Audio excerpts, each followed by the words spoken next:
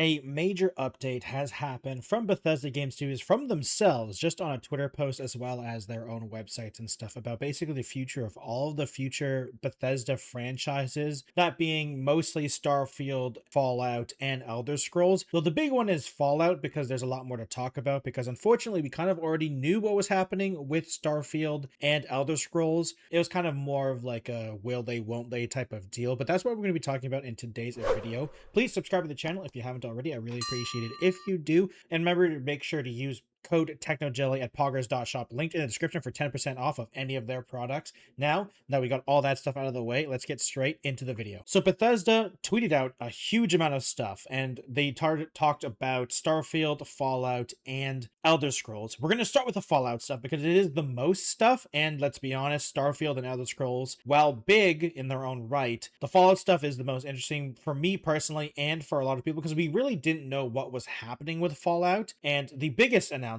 that they did basically is that Fallout 5 is in pre-production. The problem is that it's in pre-production, and so it is very far away. We know that Elder Scrolls 6 is going to be the priority over Fallout 5 right now because it is the one they're currently working on. So Fallout 5 is happening, but it is right now in pre-production, and it is not in full production with the main team working on it. There are some things I hope Fallout 5 happens. Like, for instance, if we just simply get Fallout 4, but with better writing and not a voice protagonist to help with the better writing, and not as a big emphasis on the Radiant quests, honestly, I'd be really happy. Like, I don't need Fallout 5 to be mind-blowing and like a groundbreaking RPG in any kind of way. I just want it to be back to a good RPG, because of Fallout 4, while it was fun to play, the RPG side of it was a little bit lacking. You can't really play a role because your character is very defined in Fallout 4.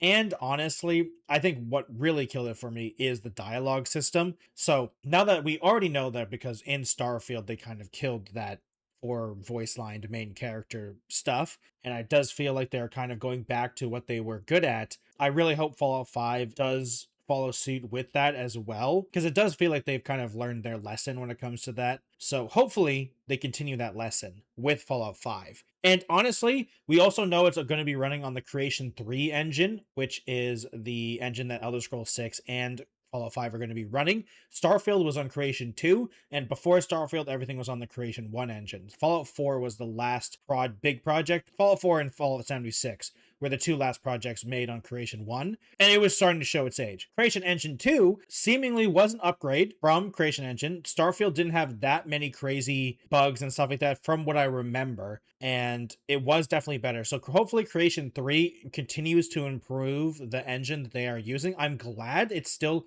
maybe this is a hot take. I'm glad they're still using their own engine, because I'm slowly and surely getting sick and tired of everything being an Unreal Engine game, because the Unreal Engine has its faults and you can't beat those faults. So everyone using the same engine, I don't think that's a good idea. So I'm glad that we're still having different engines. It's why I'm sad that the next Cyberpunk games or the next Witcher games are going to be on a different engine, because they're not using their Red engine anymore, and I'm very disappointed in that. So I'm glad they're still be using the Creation Engine. We did get a bunch of updates on Fallout 76 as well, with the new season going over. That's one game that I still haven't really gotten to, and I really do hope that one day maybe I'll play it again. And got some surprising things. Fallout Shelter is still going well, but then like the big bomb happened, because that we knew Fallout 5 was happening. We just didn't know when, and we know that it's very far away. Now we also know that Fallout 3 and Fallout New Vegas are in the line for a remaster, which is really big, because I think Fallout 3 and Fallout New Vegas, you don't really need to do too much to those games to have a good remaster. Now, I did see some people saying, you know, it'd be really cool if Fallout 3 and Fallout New Vegas, for the power armors to implement what Fallout 4 has, and 76 in that matter, to be where you're basically a walking tank instead of it being armor. And honestly, I kind of agree. Like Fallout 4, the way Fallout 4 does the power armor is more in line to what power armor actually is in the way it's described. You are a walking tank, basically. And in Fallout 3 and Fallout New Vegas, it's armor, and it's big armor, but it's still just armor. You know, like you're not a walking tank. You don't feel like a walking tank. In Fallout 4, like one of the best things about Fallout 4 is the fact that the power armor feels powerful. You can have the problem of like it maybe feels a little too powerful, but I mean, to be fair, in lore, the power armor was too powerful. Like that's kind of the point. Maybe you just got it too early in Fallout 4. Maybe it needed a little bit more of a anticipation or something like that, or see it in action before you get to use it type of deal. But that's kind of like a Fallout 4 problem, not necessarily the decision of the power armor. So it would be cool in Fallout 3 and Fallout New Vegas Remastered, they kind of incorporated that style of power armor. But if they don't, it's not that big of a deal, honestly. Because I mean, I'm hoping that Fallout 5 will have that too, because that power armor is one of the best things about Fallout 4 in terms of the new things they did. And then we got the sad announcement that the Fallout 30th anniversary, or Fallout Day this year isn't happening, but Fallout Day next year for the 30th anniversary is happening live at Washington, D.C., which is why I think Fallout 3 Remastered is probably happening next year, I'm hoping. I'm kind of coping with that, because they're celebrating it live in Washington, D.C., and Fallout 3 is set in D.C., so that kind of just makes sense to me. So hopefully Fallout 3 Remastered comes out next year because of that. And honestly, it would be just nice to have even if it's just a remaster, have some more games coming from Bethesda, because they do need way more games to come out more often, even if it's not mainline games. And the biggest bomb, I think, is the fact that they are collaborating with Obsidian Entertainment, and Obsidian is making a Fallout project. We don't know anything about it, but they are working on a Fallout game. And unfortunately, that's basically it. It just confirmed. There was a lot of rumors about Obsidian Entertainment now working on a Fallout game, but now it is confirmed by Bethesda as well that they are in fact working on a Fallout game, which is exciting. A lot of the team, not a lot, sorry, some of the team from the original New Vegas is still there, luckily. It's not the whole team, obviously. A lot of them have moved on and done other things. And Obsidian still makes good video games. You could have problems with current writing stuff or anything like that, but like the Outer Worlds 1 and 2 were decent games. And I mean, like, let's be real, Outer Worlds 1 and 2, they have that New Vegas Fallout first person RPG DNA in them. So obviously they're decent at making these types of games. And like the gameplay, for instance, of Outer Worlds 1 and 2 is amazing. So it's really good to see. So it'll be interesting to see what that is, but also how far along it is, because we don't know how long they've been working on this. I'm worried that they just started this year. So or maybe even like literally this month. So unfortunately, this is probably going to be a long time away. This is probably going to be like at least a couple years, probably 3 or 4 at maximum. So I mean, it is a little too early to announce it, but I mean, it was leaked and people were constantly talking about it. And I feel like this is also Xbox pressuring Bethesda to start announcing things, because Xbox needs more games, and they were talking about first party titles. We talked about it last week, where Xbox is desperate for first party titles and going back to the big IPs. And Fallout and Elder Scrolls are two of the biggest IPs that now Microsoft owns because they own Bethesda.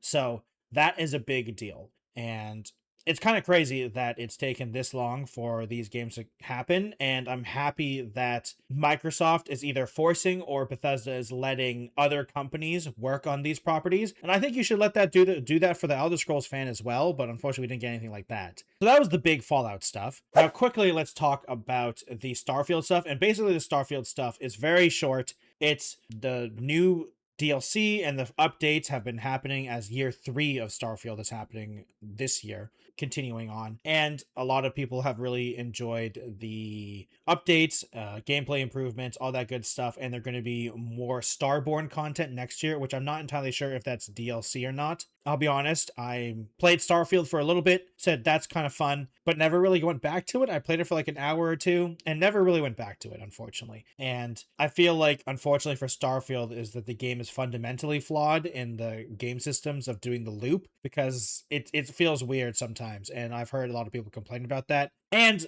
I'm going to be honest, for me personally, I'm not as into sci-fi as I am into like apocalyptic stuff or fantasy. So for me personally, I'm just not as interested in the game world. So that's probably why I'm not as huge into Starfield as some other people are. But I'm glad that other people are. There's apparently they've logged 1 billion hours into Starfield with all the players worldwide. So that's crazy. And I'm glad that people are enjoying Starfield. I do want them to make Starfield 2. Like, I don't not want them to continue Starfield. I think, Bethesda should be allowed to continue Starfield. And I think it'd be interesting to see what they try to change in Starfield 2. Because I just think that unfortunately the worlds and like the universe is interesting, but like the way you explore it is weird, and I feel like there were some potential limitations for Creation Engine, and hopefully Creation Engine 3 will solve that. But another big thing is I feel like just like the whole looping the world and that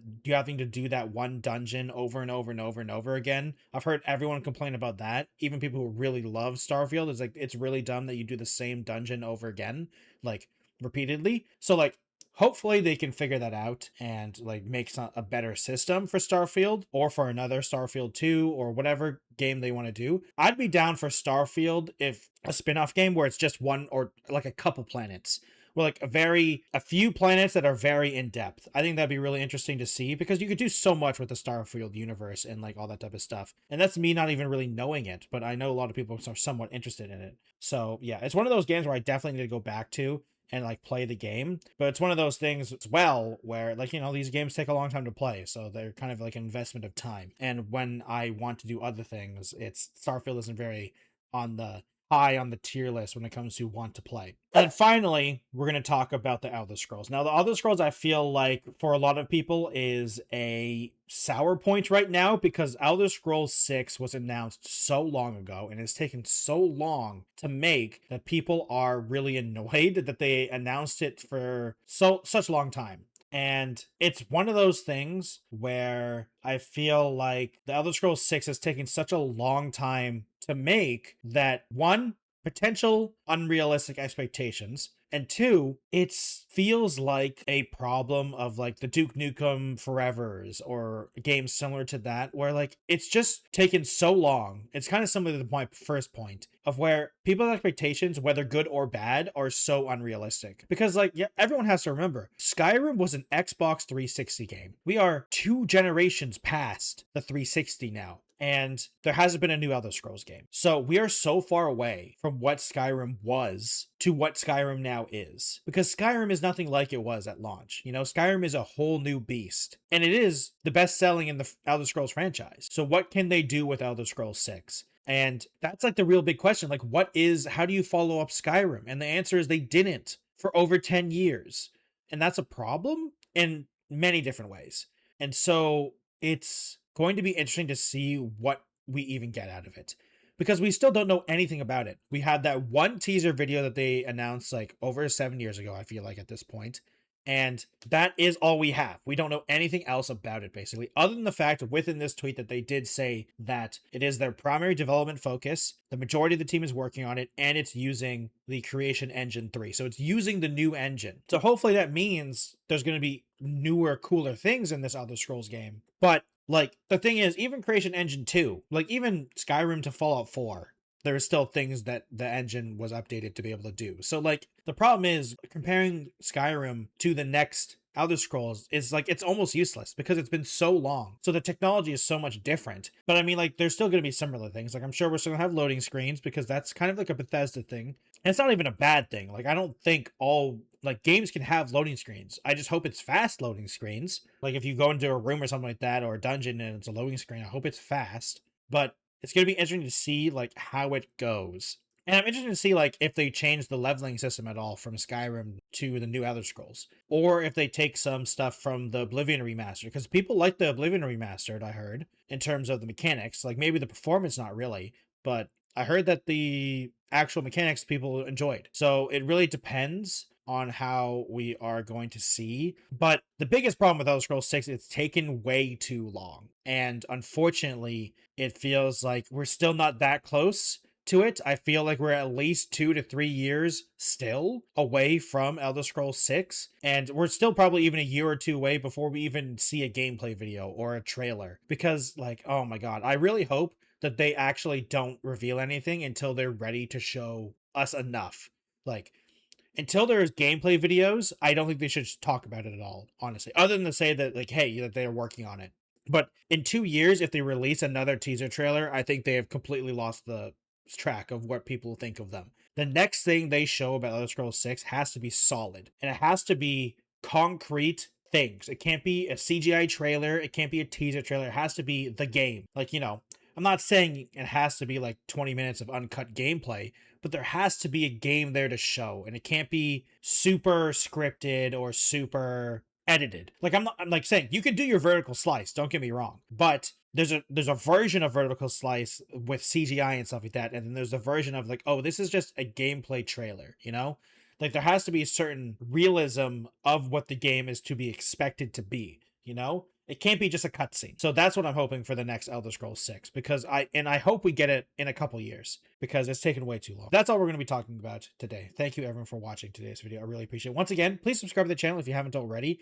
If you would like to like the video, I appreciate it. If you dislike it, I completely understand. It gives me feedback either way. Comment down below what you guys like to hear me talk about next. We do these styles of videos on Mondays, so please come to the channel on Mondays and check out all that cool stuff. Once again, if you'd like support directly, you can go over to the Patreon at patreon.com/thetechnojelly. You join all of these nice people in the credits going on your screen right now, as well as a once-a-month live stream that we do that you can vote on, and we hang out and all that good stuff. If you'd like to support super directly, I have a code TechnoJelly at poggers.shop linked in the description. You get 10% off of any of their products, whether it be their energy drink, hydration drink, or sleep aid mixes, as well as their shaker cups. They're recently going to be getting a restock of a lot of flavors, so please go over to Poggers in the description, use code TechnoJelly for 10% off. And I have a Twitch, Twitter, Instagram, TikTok, Blue Sky, and Threads, all at the TechnoJelly. Thank you everyone for watching today's video, and I'll see you in another video. Goodbye everyone.